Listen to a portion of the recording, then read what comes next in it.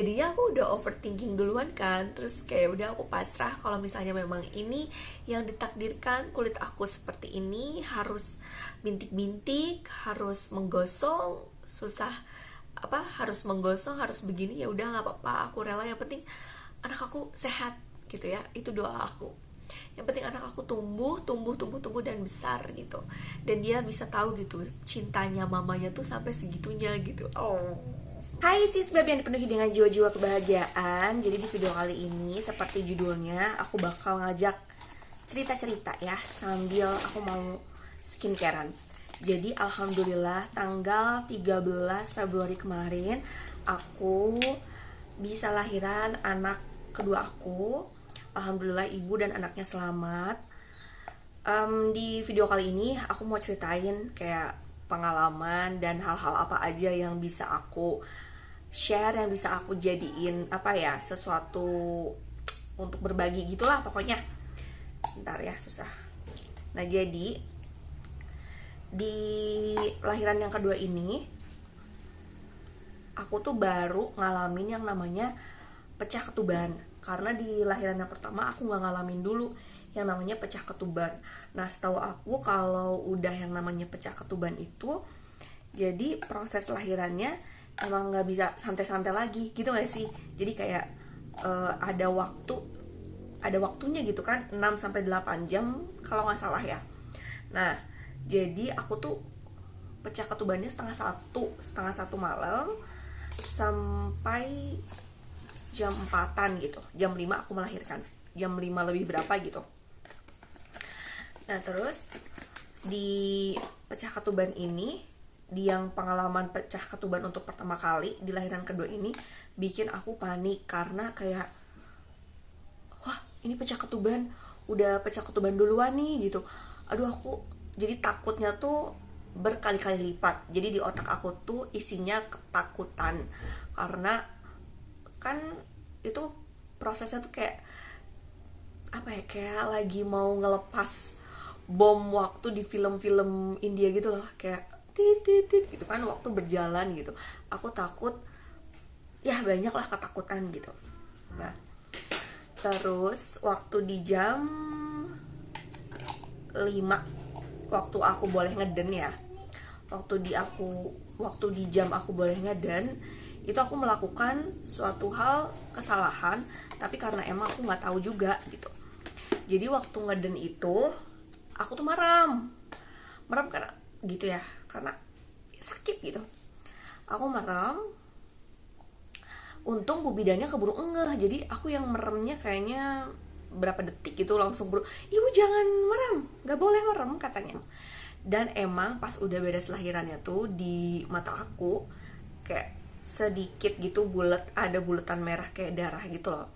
Jadi itu tuh katanya pembuluh darahnya pecah. Jadi kalau misalnya melahirkan itu, aku juga dikasih tahu sama bu bidannya pas lagi lahiran, lihatnya tuh ke perut, bukan merem gitu, karena itu dapat membantu proses lahirannya gitu. Untung bu bidannya keburu ngeh. Aku nggak kebayang kalau misalnya bu bidannya nggak ngeh dan aku merem terus gitu. Nah, terus yang kedua nih, hal yang ingin aku ceritain adalah waktu aku beres lahiran, suami aku tuh bilang, katanya waktu aku lagi ngeden, itu muka aku tuh gosong gitu. Nah, mungkin itu adalah intronya dia mau menyampaikan bahwa ada sesuatu yang terjadi di kulit aku. Terus kata dia, tapi sekarang udah baikan. Hah, maksudnya gimana?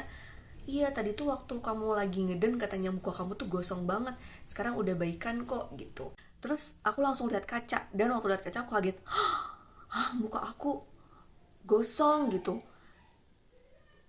kayak kebakar. Terus kayak ada sesuatu kayak freckles besar-besar, kayak darah-darah yang menggumpal. Aku nggak ngerti, nggak paham. Itu aku shock banget lihat wajah aku bakal tampilin, sorry banget. Nah, terus di situ um, aku tuh cari tahu kenapa hal ini bisa terjadi gitu. Aku konsul ke dokter, kata dokter sih itu hormonal, pakein pelembab aja yang rutin. Terus kalau kata beberapa orang yang aku tanya juga, itu karena panik, karena memang kan aku takut gitu ya. Jadinya di proses mengejennya mungkin aku terlalu powerful, karena powerfulnya tuh takut. Terus ada yang bilang juga waktu aku ngedennya tuh di leher, jadi kayak narik urat-urat yang di wajah. Dan itu tuh terjadi nggak di wajah aja, jadi kayak sampai, yang aku lihat ya, kayak sampai punggung, sampai perut tuh ada gitu, jadi kayak urat-urat merah gitu loh. Nah terus aku uh, lihat-lihat juga di Google gitu, dan ternyata ada artis pernah ngalamin juga, Karyana Dea. Itu kalau kata Karyana Dea, pembuluh darahnya pecah karena kelamaan mengejan. Terus aku inget-inget lagi, aku juga ngedennya tuh beberapa kali gitu, kayak 5 kalian gitu. Jadi 1 kali aku gagal, terus nunggu lagi mules 2 kali.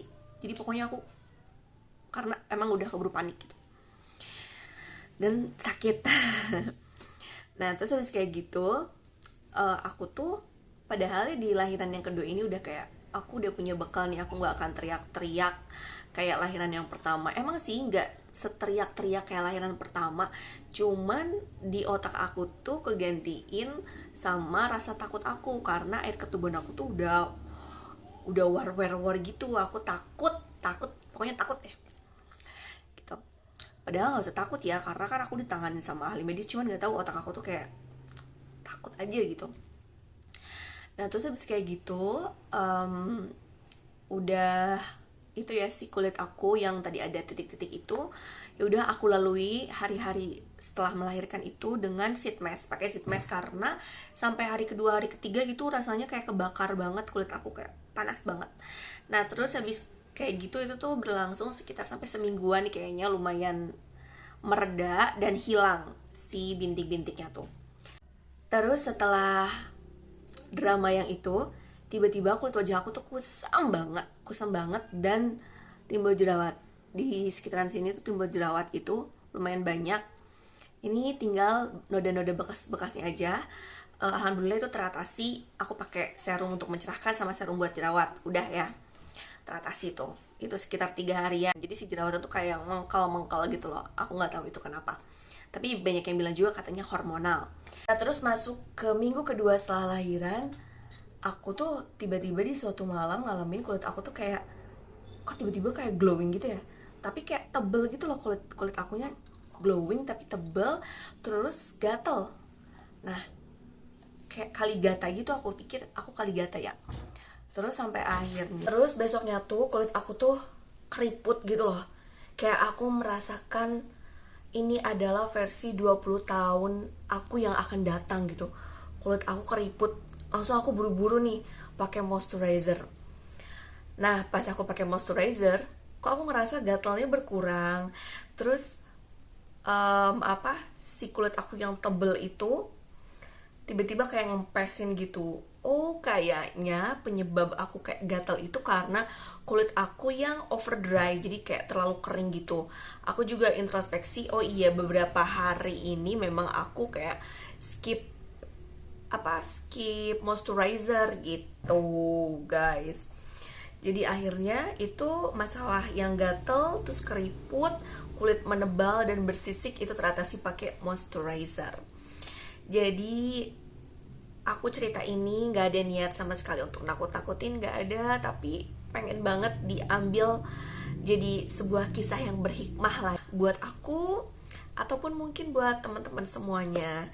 Dan ini tuh menjadi hal yang gak akan aku lupakan gitu. Aku pernah ada di titik takut gitu, kulit aku nggak balik lagi. Aku juga bahkan nanya ke suami aku bahwa kalau misalnya kulit aku nggak balik lagi seperti ini, karena aku sempat baca juga katanya kalau pembuluh darah pecah tuh itu tuh bisa hilangnya pakai laser. Uang dari mana? Jadinya aku kayak, aduh aku hopeless gitu. Jadinya aku udah overthinking duluan kan. Terus kayak udah aku pasrah kalau misalnya memang ini yang ditakdirkan, kulit aku seperti ini, harus bintik-bintik, harus menggosong, harus menggosong, harus begini, ya udah nggak apa-apa, aku rela. Yang penting anak aku sehat gitu ya, itu doa aku. Yang penting anak aku tumbuh dan besar gitu, dan dia bisa tahu gitu cintanya mamanya tuh sampai segitunya gitu. Oh, Jadi ternyata untuk melahirkan itu nggak cuma butuh asupan yang sehat aja, nggak cuma butuh makanan yang sehat aja, minuman yang sehat aja, nggak cuma lingkungan yang sehat, tapi juga butuh skincare supaya kulit tetap sehat. Jadi tadi ikhtiar-ikhtiar aku dalam menghadapi drama-drama kulit setelah lahiran. Nah, yang Kaligata itu nggak cuma di wajah ya, tapi di seluruh badan juga. Dan kalau di badan tuh pakai hand body udah selesai gitu. Dan untuk moisturizernya juga ada, aku pakai beberapa moisturizer jadi tahu ada yang cuma tahan 2 jam terus dia bikin kering lagi, ada yang tahan 5 jam, ada yang tahan lama gitu. Aku juga jadi tahu, nanti aku bakal review ya, review terpisah gitu. So itu dia sih pengalaman di lahiran kedua ini, benar-benar hal yang gak bisa aku lupain. So itu dia teman-teman, apakah ada yang pernah juga punya pengalaman yang sama seperti yang aku alami? Kita share-share di kolom komentar kalau versi teman-teman waktu itu nyembuhinnya seperti apa.